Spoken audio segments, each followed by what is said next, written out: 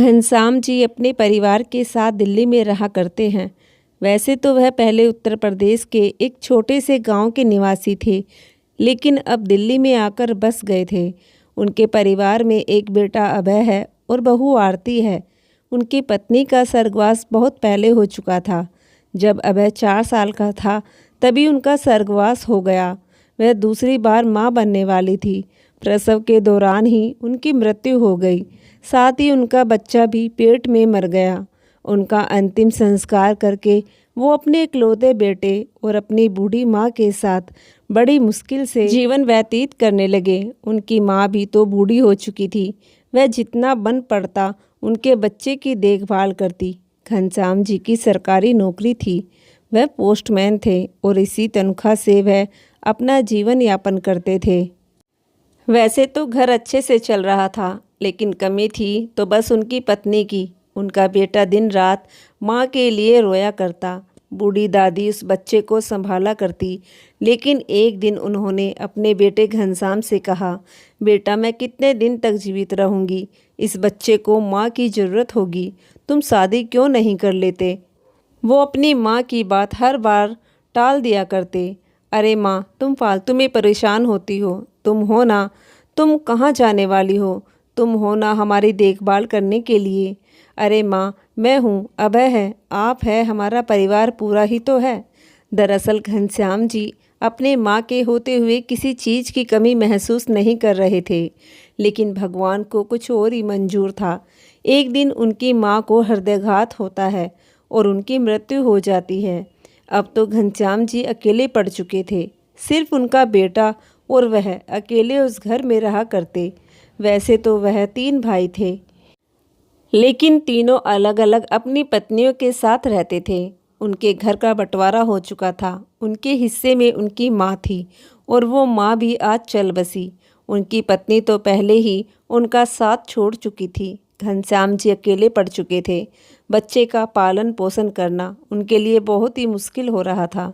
रोज़ अपने बच्चे को स्कूल छोड़कर वो यहाँ वहाँ चिट्ठी बांटा करते और शाम को जल्दी से भागे भागे आते और अपने बच्चों के साथ समय बिताते। भगवान की कृपा से उनके पड़ोसी भी दयालु स्वभाव के थे और उनके ना रहने भर में उनके बच्चे की देखभाल कर दिया करते, खाना वगैरह दे दिया करते थे।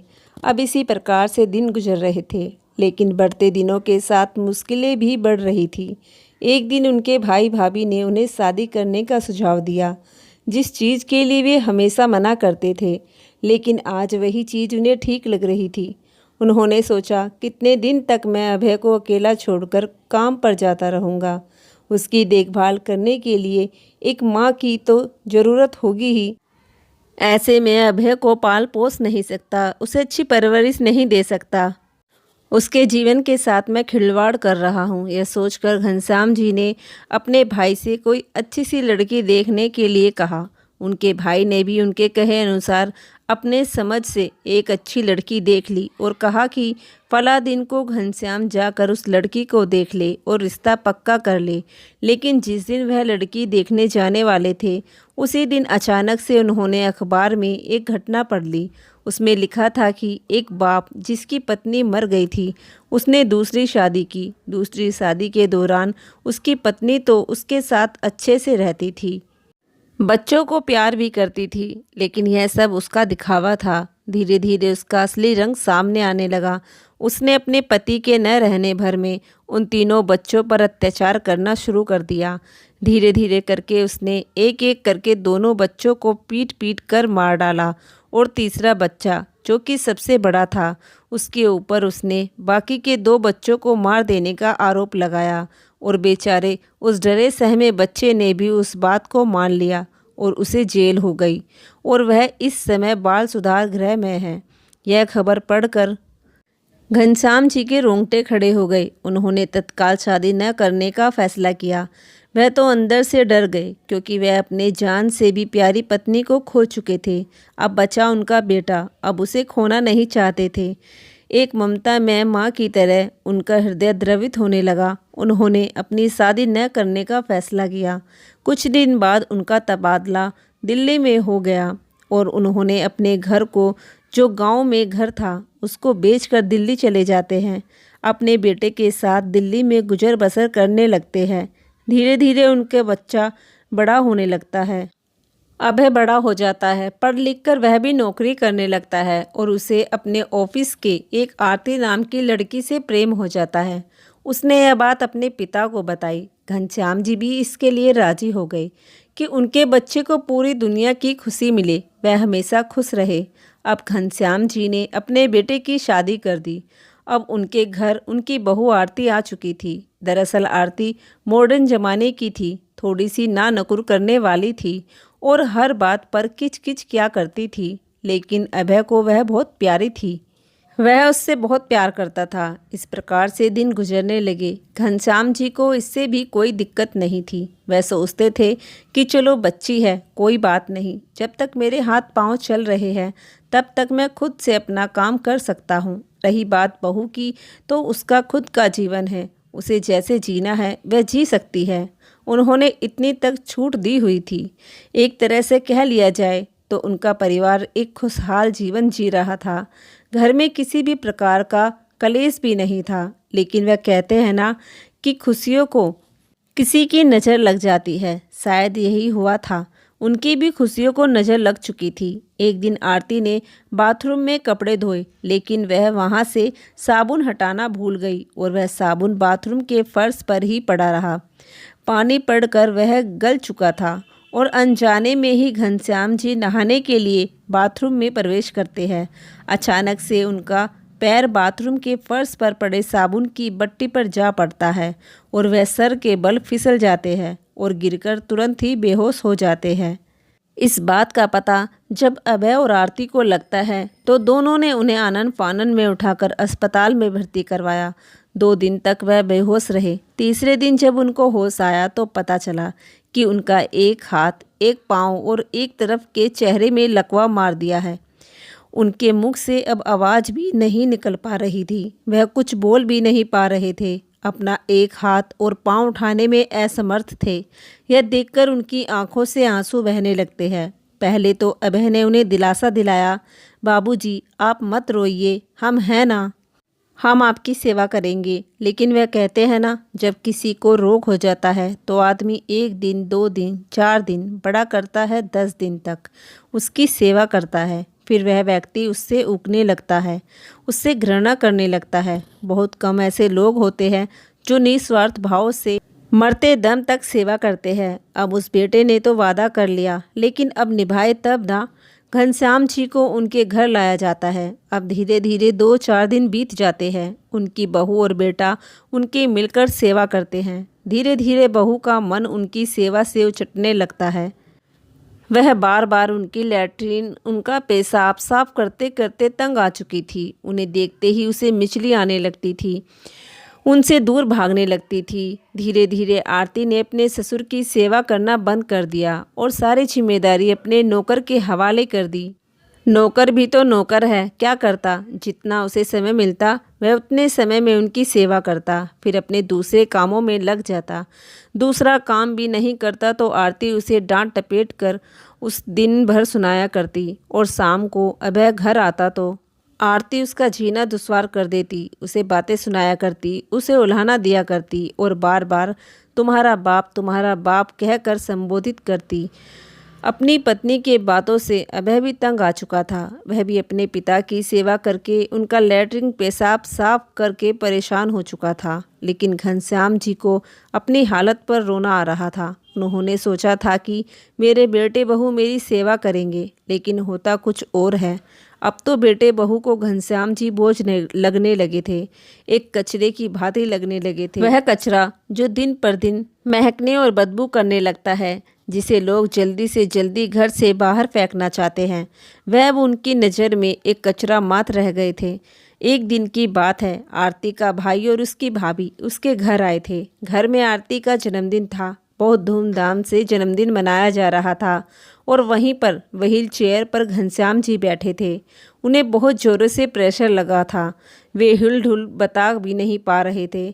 उन्होंने कितनी बार प्रयास किया, लेकिन बता नहीं पाए। उनके चेहरे के हाव भाव को लोगों को देखने के लिए समय ही नहीं था। जन्मदिन पार्टी में डीजे बज रहा था। लोग खुशियों से नाच गा रहे थे, अनेक प्रकार के व्यंजन चख रहे थे। घनश्याम जी के चेहरे की तरफ किसी ने नहीं देखा कि उनके चेहरे पर क्या भाव है। अंततः घनश्याम जी को बर्दाश्त नहीं हुआ और उन्होंने व्हील चेयर पर ही अपने कपड़े खराब कर दिए। जब आगे पीछे मल की बदबू आने लगती है तो लोगों ने सोचा कि यह बदबू कैसी। तब आरती ने अपने ससुर की तरफ देखा। उसके ससुर बहुत ही दयनीय दशा में पल के नीचे किए हुए डबडबाई आंखों से लगातार रोए जा रहे थे। आरती को यह देखकर दया नहीं आई, उल्टा उसे बहुत गुस्सा आया। उसने अपने ससुर को खींचकर एक लाफा मार दिया और उस व्हील चेयर को घसीटते हुए बाथरूम में ले जाकर पटक दिया। घनश्याम जी असहाय से बाथरूम में ही गिर पड़े। आरती ने अपने नौकर से सारी गंदगी साफ करने को कहा और पैर पटकते हुए अपने कमरे में आ गई। अपने पति अभय को भला बुरा कहने लगी। वह कहने लगी कि हद हो गई, इतने मेहमानों के बीच उसकी बेइज्जती हो गई। अब तो घर में खुशियां मनाना भी बड़ी ही मुश्किल हो गया है। इस बुढ़े की गंदगी दिन रात देखनी पड़ती है। आश्चर्य की बात, उनके बेटे को भी अपने पिता पर दया नहीं आती। सारे मेहमान चले गए। अभय अपने पिता के साथ दुर्व्यवहार करने लगा, उन्हें खरी खोटी सुनाने लगा। बेचारा नौकर घनश्याम जी को साफ सुथरा करके, उन्हें कपड़े पहनाकर, व्हील चेयर साफ करके उन्हें कमरे में लेकर आता है और उन्हें तेल लगाकर उन्हें खाना खिलाता है। उस बेटे से तो अच्छा वह नौकर था जो कि घनश्याम जी की सेवा कर रहा था, सिर्फ इसलिए ना कि उसे पैसे मिल रहे थे। बेचारा गरीब था, लेकिन जिस बाप ने एक बेटे को पूरी दौलत सौंप दी, पूरा सुख दे दिया, उसकी हर एक इच्छा पूरी की, एक माँ बनकर दिन भर भागता दौड़ता रहा, एक पल के लिए चैन से नहीं रहा, पूरी जिंदगी उसके ऊपर समर्पित कर दी, आज वही बेटा अपने पिता को कुछ नहीं समझ रहा था। उससे तो अच्छा एक नौकर था जिसे उसके काम के लिए पैसे मिल रहे थे। किसी प्रकार रात बीत जाती है। अगले दिन सुबह घर में बहू ने हर तरफ गमगीन माहौल किया हुआ था, मानो कोई मर गया हो। और इसी तरह 4 दिन बीत जाते हैं और अभय को विदेश से एक लेटर आता है। विदेश में उसे एक अच्छी कंपनी में नौकरी मिल चुकी थी, जिसके लिए उसने पहले से ही अप्लाई किया हुआ था। यह जानकर आरती की खुशी का ठिकाना नहीं रहा। चलो किसी प्रकार से इस बुढ़े से जी छूटा। अभय बड़े ही जोरों शोरों से अपनी तैयारी करने लगता है। 15-20 दिन के बाद उनका वीज़ा भी बन जाता है। अपनी पत्नी के साथ सभी सामानों को समेटकर, घर के कमरों में ताला लगाकर, चाबी अपने पास लेकर, वह नौकर को अपने पिता के रूम की चाबी देकर यह कहकर चला जाता है कि तुम बाबूजी का ध्यान रखना, उनको समय समय पर खिलाना पिलाना, मैं तुम्हें अकाउंट में पैसे डालता रहूँगा। अभय अपनी सारी जिम्मेदारी अपने नौकर के मत्थे मढ़कर अपनी पत्नी के साथ हंसी खुशी एयरपोर्ट की तरफ रवाना हो जाता है। वह विदेश चला जाता है। अब बच जाते हैं तो सिर्फ नौकर और घनश्याम जी। नौकर एक अच्छे सेवक की तरह अपने मालिक की सेवा करने लगता है। उसे वैसे तो किसी चीज़ की कमी नहीं थी, वह घनश्याम जी की देखभाल करता। घनश्याम जी भी नौकर से बहुत प्रसन्न थे। एक दिन सुबह घनश्याम जी की दवाई का समय होता है। नौकर ने किचन में देखा तो आटा खत्म हो चुका था। अब तो रोटियां या पराठा बनाने के लिए आटा भी नहीं था कि जिसे वह बनाकर घनश्याम जी को खिलाकर दवाइयाँ खिला सके। इसके लिए उसने सोचा कि चलो कोई बात नहीं, मार्केट में जाकर थोड़ा सा आटा और कुछ ब्रेड लेकर आता हूँ। यह सोचकर बेचारा नौकर सुखिया मार्केट की तरफ चल पड़ता है। मार्केट में उसने एक ब्रेड का पैकेट खरीदा, कुछ ज़रूरी सामान खरीदा और आटा खरीद कर वापस आने लगा। तभी अचानक से अनियंत्रित कार ने बीच रोड पर उसे धक्का मार दिया। चोट इतनी भयानक लगी कि वह घसीटता हुआ दूर जाकर गिर पड़ा। उसका सर पूरी तरह से फट चुका था। स्थानीय लोगों ने उसे अस्पताल में भर्ती करवाया। डॉक्टर ने साफ साफ कह दिया कि सर में चोट लगने की वजह से हालत गंभीर है और यह कोमा में चला गया है। बेचारा नौकर जो घनश्याम जी का एकमात्र सहारा था, वह भी कोमा में चला गया। एक कोमा में गया व्यक्ति मरे के समान ही होता है, सिर्फ उसकी सांसें चलती है। इधर घनश्याम जी को नौकर ने उनके कमरे में बंद करके पीछे से ताला लगा दिया था। उसने सोचा था कि ताला नहीं लगाऊंगा तो कमरे में काफ़ी सामान है, कुछ पैसे हैं, चोर आकर चुरा ले जाएंगे। यह सोचकर उस नौकर ने रूम का ताला बंद कर दिया और ताला बंद करके चाबी को अपने पास लेकर चला गया था। अब वह तो कोमा में था। बेचारे घनश्याम जी भूखे प्यासे उस कमरे में तड़पने लगे। आवाज़ लगाकर भी कोशिश करते, लेकिन मुख से आवाज़ ही नहीं निकल रही थी। लकवा लगने के कारण उनसे कुछ बोला नहीं जा रहा था। दरवाज़ा खटखटाने की कोशिश करते तो भी हाथ काम नहीं करता। एक हाथ से खटखटाते हैं, उतना आवाज़ भी बाहर नहीं जाती है कि लोग सुन सके। इस तरह करते करते 20 दिन हो जाते हैं। 22वें दिन बिना खाए पिए भूख से तड़प तड़प कर बेचारे बूढ़े घनश्याम जी की मौत हो जाती है। किसी को कुछ पता ही नहीं था कि घनश्याम जी इस दुनिया को छोड़कर जा चुके हैं। कितनी दर्दनाक उनकी मौत हुई है। घनश्याम जी को मरे 6 महीने हो जाते हैं। 6 महीने तक वह लाश उस कमरे में बंद थी। आसपास के पड़ोसी भी उनके घर आया जाया नहीं करते। ऐसे में उनकी सुध लेने वाला कौन था। इधर अभय कुछ दिनों से अपने घर पर फ़ोन कर रहा था।